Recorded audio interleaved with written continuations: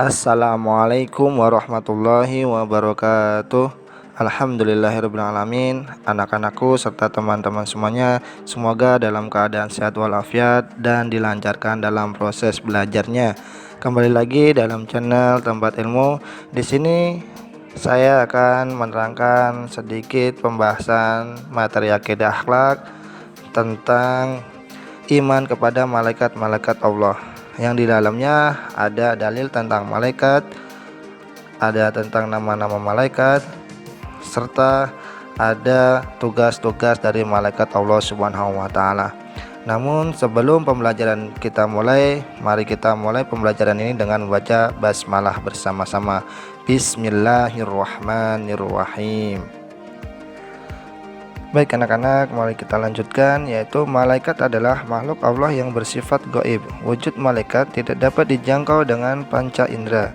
Mereka tidak dapat dilihat, didengar, diraba, dicium, dirasakan oleh manusia. Malaikat hidup di alam yang berbeda dengan alam manusia. Manusia tidak diberikan kemampuan oleh Allah Subhanahu wa taala untuk mengetahui keberadaan malaikat. Hanya Allah yang mengetahui keberadaan malaikat-malaikat karena Allah Maha mengetahui terhadap makhluknya. Allah menciptakan malaikat dari cahaya. Malaikat tidak berjenis kelamin, mereka bukanlah lelaki atau perempuan. Malaikat senantiasa menyembah Allah Subhanahu wa taala serta selalu taat kepada Allah Subhanahu wa taala. Karena malaikat tidak diberi hawa nafsu oleh Allah Subhanahu wa taala, sehingga malaikat akan selalu taat beribadah kepada Allah Subhanahu wa taala. Nah, ada dalil tentang wajib beriman kepada Allah Subhanahu wa taala, atau dalil tentang wajib beriman kepada malaikat Allah Subhanahu wa taala. Nah, diantaranya dalam surat Al-Baqarah ayat 285 yang berbunyi Bismillahirrahmanirrahim. Amanar rasulu bima unzila ilaihi min rabbih wal mu'minun kullun amana billahi wa malaikatihi wa kutubihi wa rusulihi la nufarriqu baina ahadin min rusulihi wa qalu sami'na wa ata'na ghufranaka rabbana wa ilaikal masir, yang artinya Rasul telah beriman kepada Al-Quran yang diturunkan kepadanya dari Tuhannya. Demikian pula orang-orang yang beriman, semuanya beriman kepada Allah Subhanahu wa taala, malaikat-malaikatnya, kitab-kitabnya, dan rasul-rasulnya.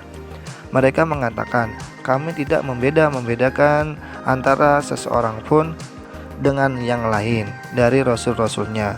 Dan mereka mengatakan, kami dengar dan kami taat. Mereka berdoa, ampunilah kami yang Tuhan kami, dan kepada Engkaulah tempat kami kembali. Quran Surat Al-Baqarah ayat 285.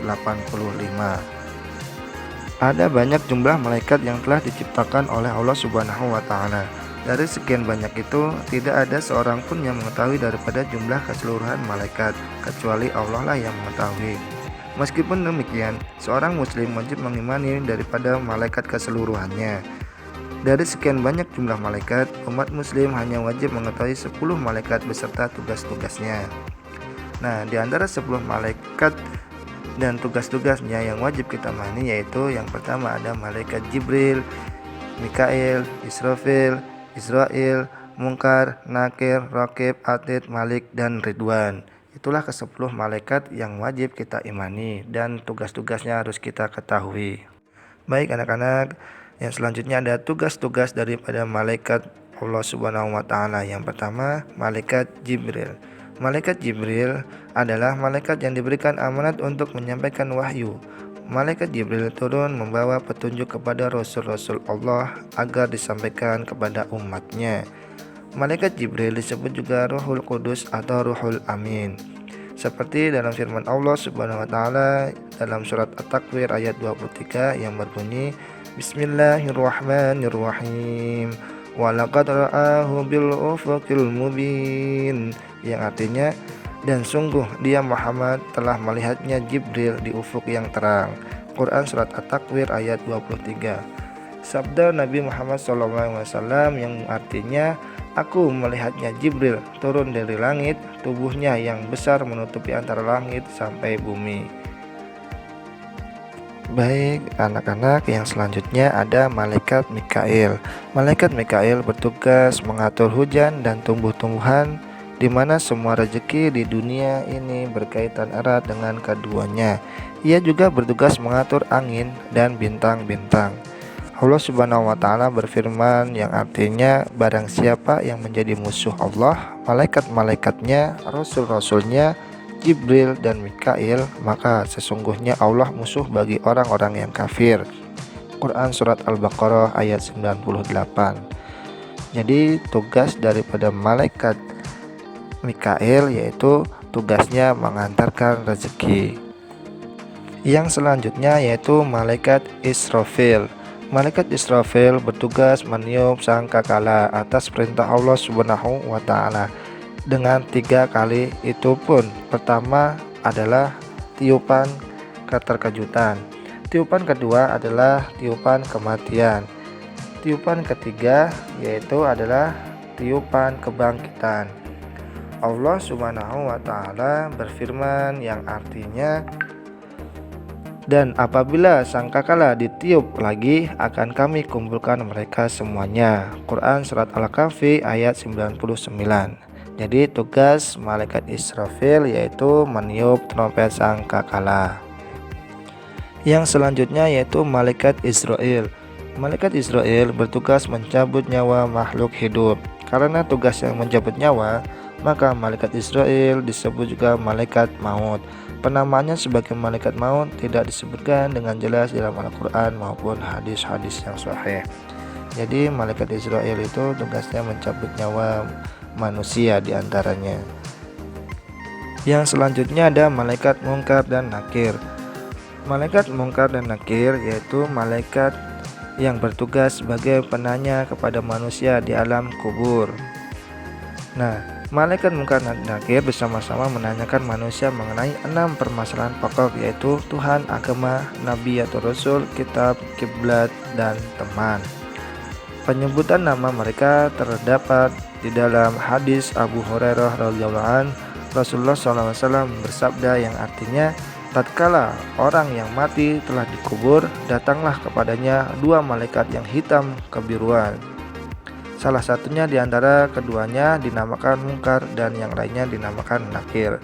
Hadis riwayat Tirmizi dihasankan oleh Syekh Al-Albani dalam Sunnah Tirmizi nomor 856. Jadi malaikat Mungkar dan Nakir yaitu tugasnya menanyakan orang yang sudah meninggal di alam kubur. Yang selanjutnya ada malaikat Raqib dan Atid. Malaikat Raqib bertugas mencatat segala amalan kebaikan manusia. Amalan sekecil apapun akan dicatat oleh malaikat Raqib. Malaikat Raqib biasanya dikaitkan bersama malaikat Atid.